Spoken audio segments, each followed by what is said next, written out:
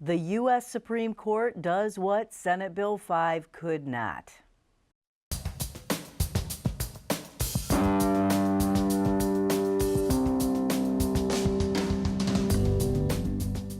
Joining us on Columbus on the Record this week, Darrell Rowland, Public Affairs Editor for the Columbus Dispatch, Julie Carr-Smythe, State House Correspondent for the Associated Press, Janetta King of Innovation, Ohio, and Michael Miller, former Franklin County prosecutor.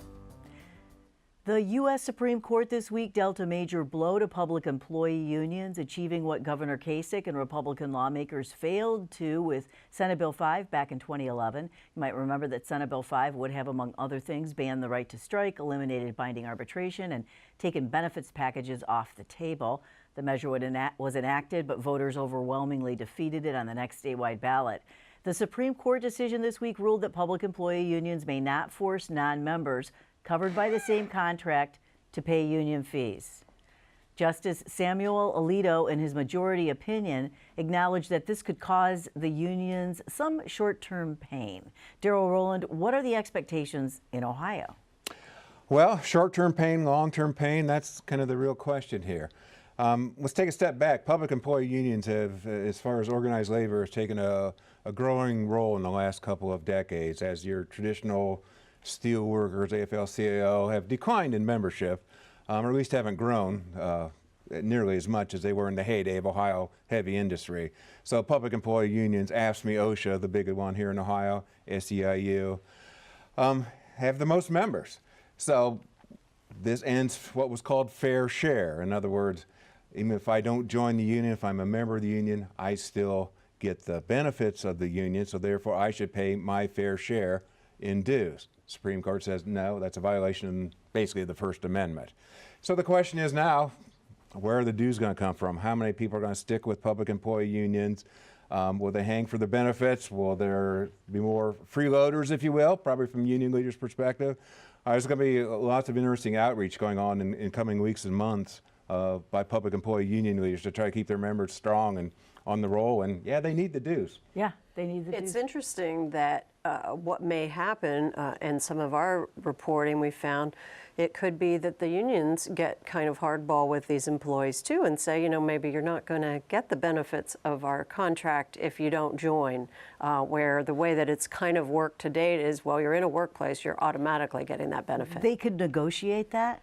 Well, I mean, they could try. They could try, because the thing is, if they want to prove their worth to the employees, they have to show some difference between those that are in their union and those that aren't.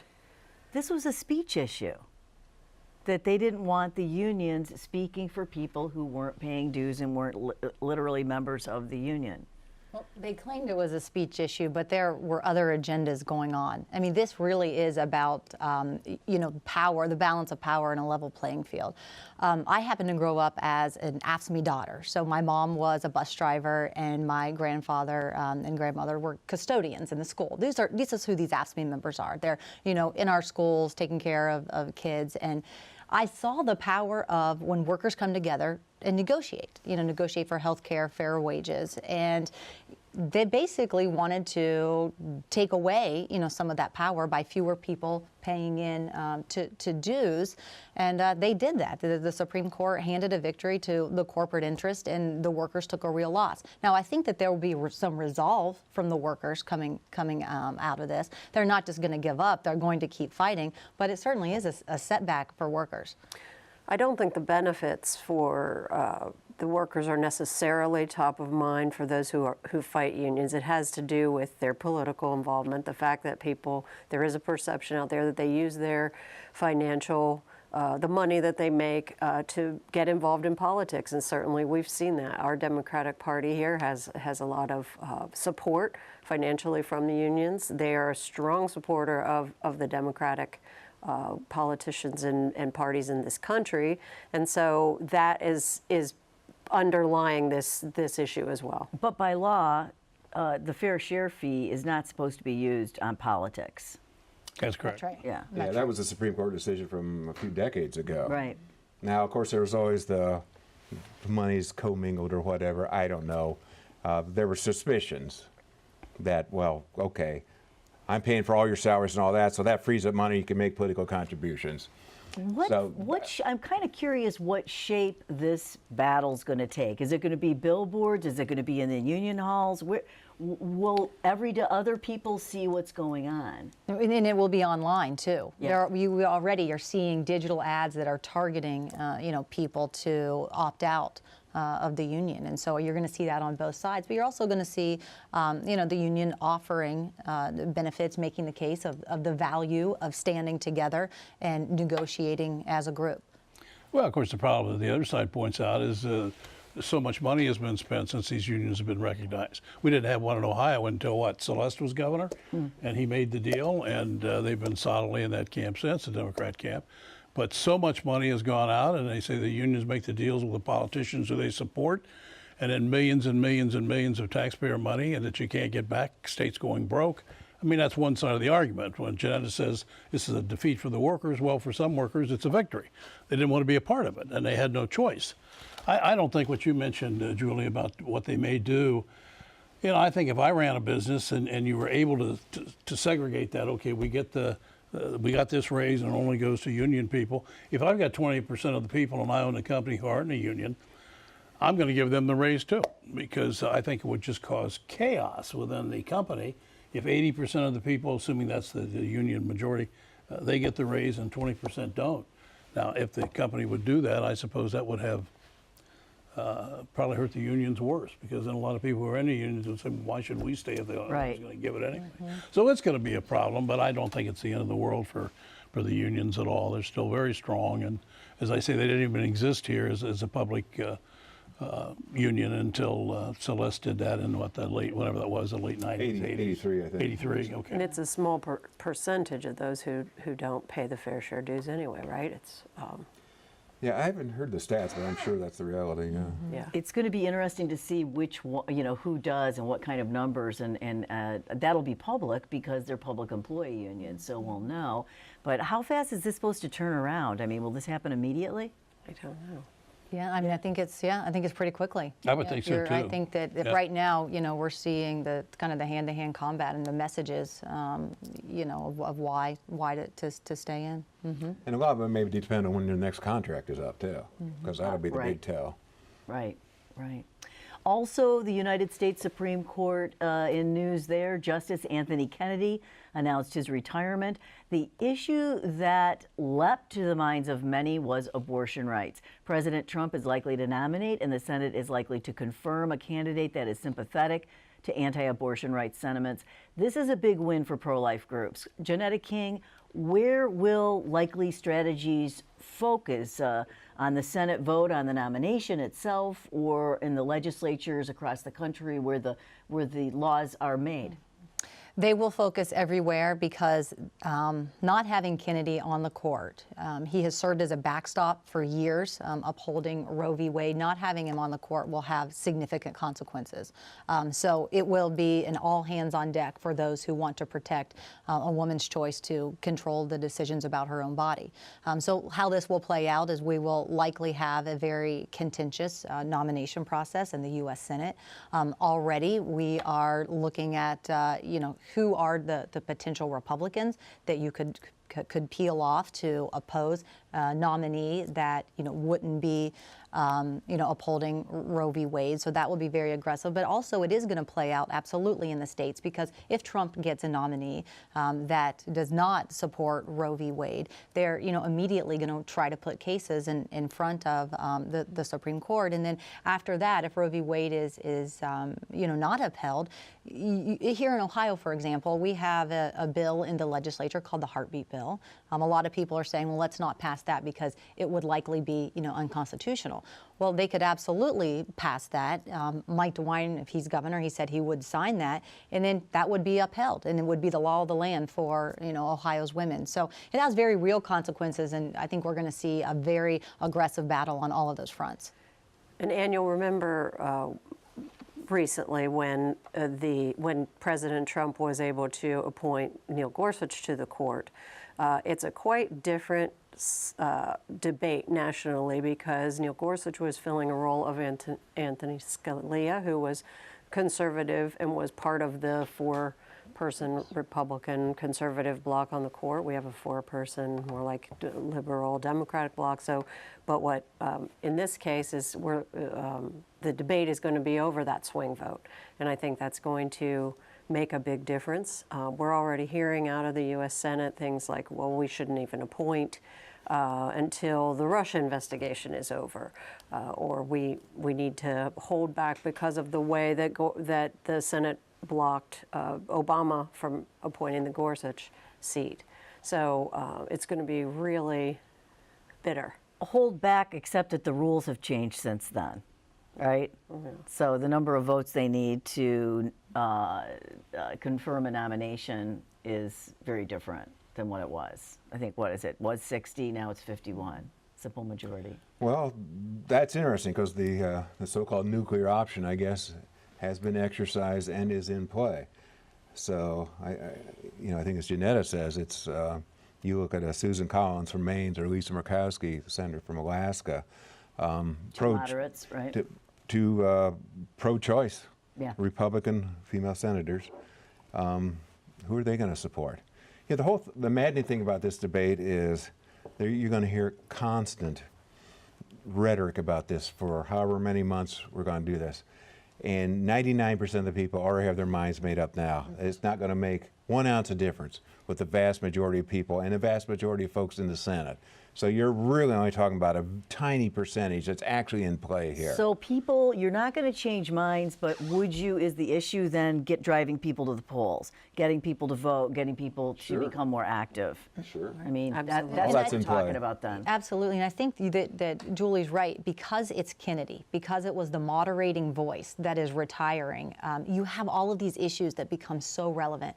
LGBTQ rights, women's rights, Gay marriage. across the board, gay marriage, right. And so I think that it does kind of translate into electoral politics because, a lot of people are going to be exercised by those issues that they care about. And interestingly, we had this victory this week in New York of a liberal wing Democrat pushing out a sitting Democrat in the U.S. House, right? And there's some talk about how that is showing that this Bernie Sanders wing of the Democratic Party is really getting energized and is more energized even than the moderate wing of the party. So the Democrats are somewhat split there. And could this court battle wind up bringing out a lot of, or energizing more Democrats to be more liberal than they would have otherwise been in their campaigning? We've talked about organized, labor and the abortion rights issue. Are there any other issues that you look to be in play if the scale does and is likely to tip that much more conservative? Well, as mentioned, GLBT rights. I mean, Justice Kennedy was the author first of the DOMA decision, or Windsor, and then the Obergefell, Jim Obergefell from down in Cincinnati, Right. precedent-setting case on gay marriage. Wrote the majority opinion on that. So it's an incredibly key seat. Interesting for those two social issues. You look at the last 2 weeks now, Justice Kennedy was siding with the conservative bloc. Mm-hmm. So he's really perhaps a true swing vote on kind of those two big social issues. They're just the two biggest, of course, areas we like to fight on in this country right now. Right. I don't think you're going to see a change in the gay rights and so forth. I just don't believe that. It looks like the pendulum across the country has changed tremendously on that, people in favor of it and so forth. And I do think, as Jenna pointed out, as everybody has pointed out, the Roe v. Wade is going to be a big thing, and it is going to be contentious. But then again, tell me the last time we had a Supreme Court nominee that wasn't contentious. Yeah. It seems like every single one is. And this idea about Kennedy, we're going to lose this guy who's balanced. Nobody wants balance. The Republicans want somebody who's conservative. The Democrats want somebody who's liberal. This is all mouth work about, this guy, it's important because he's balanced. Well, that didn't make any difference. When Obama had his last appointment, he didn't put anybody in there balanced. Everybody wants their side to win. But it's going to be a big issue, and it's going to be, I agree with what Daryl says. It ain't going to change anybody's mind, and we're going to hear it over and over and over for month after month after month. And it's probably not good for all of us, but That's what comes with democracy, huh? Right, and we're going to see, you know, these tapes of the different Democrats saying we should hold the vote, and then now saying we should push the vote, and then we're going to see the other way around with the Republicans having said that they should have pushed the vote, and now saying they want to hold it, and it'll be fun. I mean, this is high stakes. You get be a young fun. person, you get a young person on that Not court, fun, I'm and they can teasing. really shape, you know, the decades. trajectory of America Absolutely. for decades. Absolutely. And this is a big one. Yeah. The other doctrine, even if there is an ideological inclination of the new appointee to overturn Roe v. Wade, how does that play against the prejudice, if you will, that is given to a standing U.S. Supreme Court decision? I mean, Roe v. Wade has been established law since 1973 in this country. You just don't overturn something like that, you know, with just a simple flick of the wrist. The questioning of the senators, you know, once again, we'll see the usual dance. Everyone's going to say, how are you going to vote on abortion? I'll say, well, whatever, I'm going to vote whatever the Constitution says. Right. And the next one will say, how are you going to, you know, all that. It's just, you can tell I'm really anticipating this well, because This is it's just going to be this maddening exercise, a lot of blood on the floor. And we can tell you today how Sherrod Brown's going to vote. He's going to vote against the nominee. Rob Portman's going to vote for it, no matter what. That's right. That's absolutely right. Here's one thing, though. The religious right, this is what they were putting their money on. Yep. And this has come to fruition for them. People wondered, what in the world? Now, this is exactly what in the world. Right, and reason they supported Trump. I'd like to say one thing, too. Nobody on this court has been on when Roe v. Wade was decided in, whatever it was, whatever, 1972, 72. January All right, now, and it's one thing to say you know how people are going to vote. I would, if I were the pro-life people, I would not count on absolute certainty that the 4 conservatives on there now, and assuming a conservative is then added too, they're all going to vote the same way. I don't think you can say that on an issue like this. And we have seen too many times, at least in my lifetime, appointments that really the Republicans have done it repeatedly. They appoint A and think A is going to go that way, and a good percentage of them don't, starting with Earl Warren and been another since. Now, the Democrats, the left does a little better. They seem to appoint their people and they stay there. But the right seems to drift off and on. So even if you get a conservative this time, which I suspect they will, I wouldn't want to bet a lot of money that means Roe v. Wade is overruled. That's where the swing typically comes from. After a 7-week hiatus to fill the speaker slot, the Ohio House passed a flurry of bills a few weeks ago. The GOP-controlled General Assembly returned to a slower pace this week, at least when it came to controversial legislation.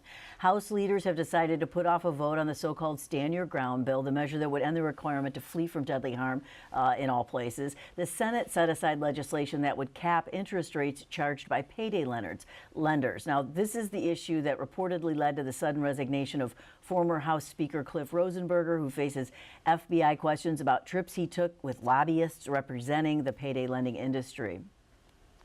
Julie Carr Smythe, these bills aren't dead, but what might they look like if lawmakers wait until after the midterm elections in November?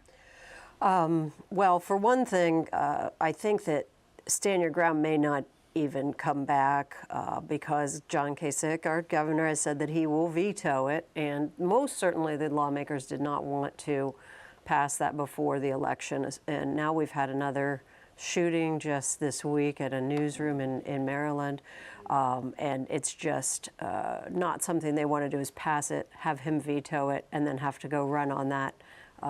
Afterward, they might pass it and show their members they can, especially the new speaker. Ryan Smith wants to come out and say that he is in support of gun rights, but Kasich will veto it then, and they'll have to decide if they can override.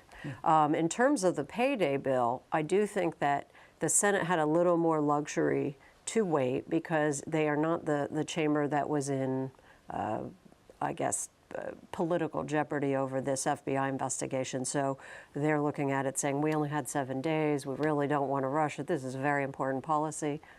You know, of course, their critics say they've been bought off and that it might disappear conveniently after Or be the watered election. down, that kind of a thing? Yeah. The interesting thing on the Stand Your, I mean, the week before the hold was called on Stand Your Ground, the new speaker, Ryan Smith, was saying, we're voting on Stand Your Ground. And not only do we have enough votes to pass it, we have enough votes to overturn Governor Kasich's veto.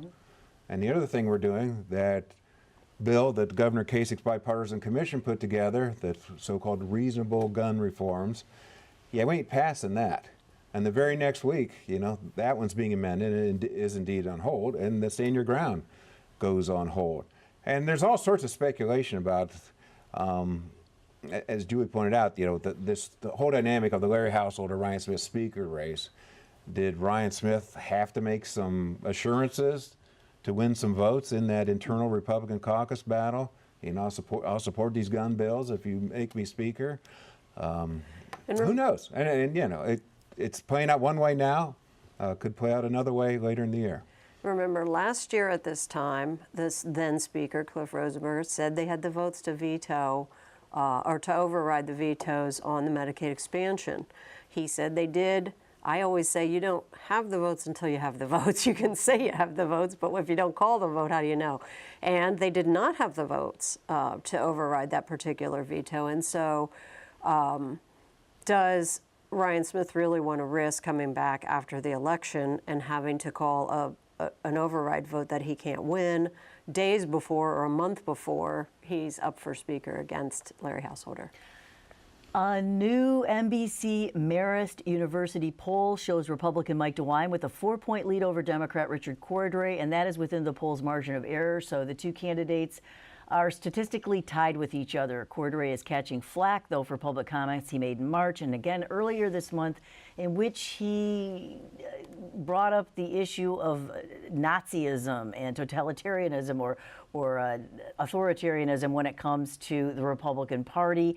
Cordray says he regrets making those comparisons. Michael Miller, some might say that incendiary comments like that betray some concerns in the Democrats' quarters. Well, what he said, the Vichy Republican or whatever, who collaborated the Vichy Right. with the With Nazis Nazi collaborators, right. in World War II was, you know, he was quoting somebody unnamed. You know, I expect this from a lot of people politically. It's the way we live anymore. But certainly not from Rich Cordray. I mean, he's always been to me very even-tempered and so forth. And at least right now, I just want to write it off as just a mistake that he made. I think he'd be best just to apologize and move on, and it'll go away. I just, as I say, I expect things like that from some people, but not from him. And I keep keeping my fingers crossed that he and Mike DeWine are going to have a real good campaign without yelling at each other and calling each other names. And so I just hope that's the way it is, because personally, I think this was out of context for him. Yeah, and I think that's right. I don't think this is going to take hold. If you look at the tapes, he didn't say anything particularly outrageous. I think people kind of feigned outrage because there was a secret tape, but it's not anything really offensive. And I just don't think this is going to be any kind of big issue in the governor's race. I do think, though, because the governor's race is getting closer, you're going to see lots of things like this happen. I mean, it's the business, and Oppo is going to be dumped, and they're going to try to get it, written about or, try to push it. But on this one, I don't think, and he did say he regretted the remarks too. So I agree. think it's. Yeah, he told me, yeah, I interviewed him after an event Monday, and he said, and he was very gracious and took time and, laid it out. He blew it and did that. Then the second one surfaced. But Janetta, Politics 101. Do not compare anything, anybody, anywhere with Nazis, okay? Now, go file your petitions and run your campaign. Ixnay on the Otsneys nay. I felt like when he said Vichy Republicans that he felt that sort of Jeopardy urge to explain what they were, and he explained that they were the Nazi collaborators. He hadn't really mentioned the word Nazi until then, but... The bar for offensive speech, though, is really high right now. I mean, you have a president saying outrageous stuff, and I think this doesn't come close to any of that. Okay, I'm a Pollyanna. Okay, it's time for our final off-the-record parting shots. Janetta King. If anyone is, interested in following what happened on ECOT and the legislature, you'd think that with how big the scandal is, they would do something meaningful. But the legislature passed a study committee to look into this very large scandal, which is not enough to really get to the bottom of this. Let's see, Darrell Rowland. Okay, Ann. I want to say there's a burgeoning scandal, if you will, certainly burgeoning questions on state Medicaid and how much they're paying their pharmacy benefit managers. Now that's Medicaid, pharmacy benefit managers, kind of eye-glazing a lot of people. How about this? There was about $225 million handed out. About $187 million of that could be regarded as profit for those mega companies. And Julie- you're paying it. Julie Carr Smythe. I just want to sort of send my condolences to the families of these reporters who were killed in a newsroom in Maryland, and I'm hoping that we can have a really civil debate about this, and I'm hoping that it doesn't turn out that anyone was motivated by attacks about fake news and that kind of thing. It's a really scary thing to be a journalist in that kind of a climate. Michael Miller. Well, I think the Supreme Court nominee, whoever the president picks to replace Justice Kennedy, will ultimately be confirmed, whoever it is, unless it's somebody really way out there.